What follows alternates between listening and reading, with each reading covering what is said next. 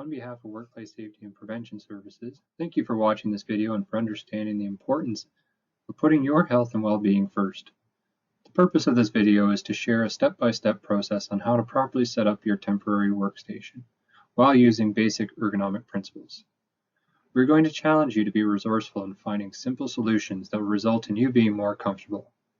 Prior to watching this video, you may find it useful to visit WSPS.ca and read the quick steps for a temporary laptop workstation resource, which will explain the following steps in more detail. Now, let's get started. Before reaching our end goal with a properly adjusted workstation, let us consider where we don't want to be. In the left picture, you are observing someone experiencing wrist discomfort, likely from awkward postures or contact stress from resting the wrist on a hard surface. In the right picture, you see someone in a dark room and using an awkward neck and back posture. Hopefully you are not currently experiencing these issues, but if you are, you have come to the right spot. First, let's locate a workstation surface. When looking for a work surface, stand next to the surface, and the height should be somewhere in your upper leg area.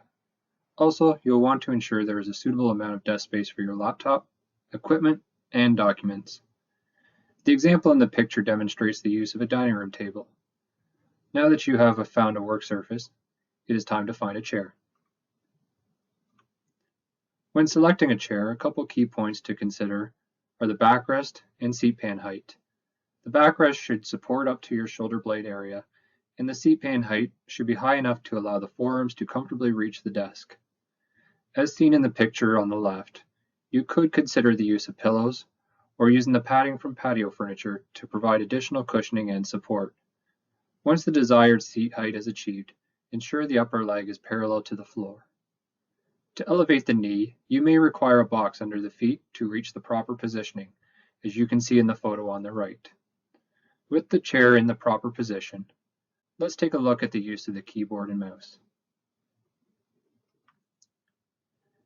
Ideally, you have an external keyboard and mouse, as seen in the picture. If you are unable to find a keyboard and mouse, then using the laptop keyboard and trackpad would be a suitable alternative.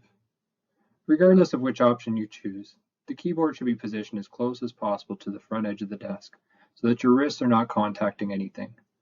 Also, if your chair has armrests, they should be adjusted so that your arms are comfortably relaxing on them, which you can see in the picture. Remember to occasionally conduct some light stretching for the neck, shoulder, and arms. For stretching ideas, visit WSPS.ca and refer to our stretching poster called During Work Stress Releasers. So now that the keyboard and mouse are in the proper position, we will discuss the screen adjustments. If you are not using an external keyboard and mouse, then a monitor should be used, as the laptop screen will be too low. Regardless of using a monitor or laptop screen, the general rule is to have the top of the screen at eye level, unless you are using bifocals, which may require the screen to be a couple inches below eye level. To achieve the desired laptop height, the laptop can be raised by using hardcover books or boxes, as seen in the picture. Also, another general rule is that when you are seated and you reach forward, you should not be able to touch the screen. Finally, ensure the screen is properly centered with the midpoint of your body. Now that the screen is adjusted, the document holder can be put into position to elevate the documents off the desk, as seen in the picture.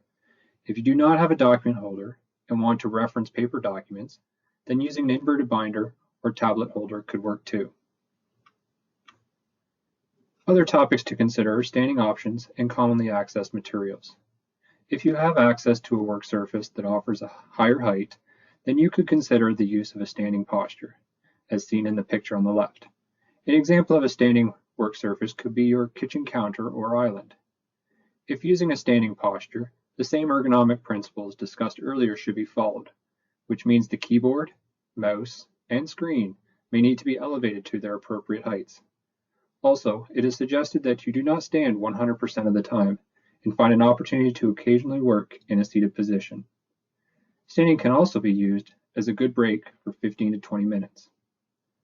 Also, consider the placement of your commonly used items, such as the pen, notepad, or cell phone, and ensure they are within close proximity, as seen in the picture on the right. I hope you found this video useful in adjusting your own workstation.